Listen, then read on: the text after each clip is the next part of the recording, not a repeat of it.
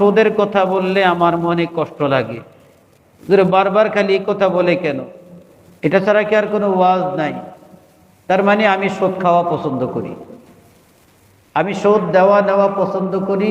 এজন্য সুদের কথা বললে আমার গায়ের মধ্যে, আমার শরীরের মধ্যে, মেজাজের মধ্যে কেমন যেন রাগ এসে যায়, গরম লাগে, ভালো লাগে না কথাবার্তাগুলো। আর চুগলখুরির কথা বললে তখন আমার খারাপ লাগে, মনে হয় আমি তো চুগলখুরি করতেছি, এগুলো মনে হয় আমাকে বলতেছে।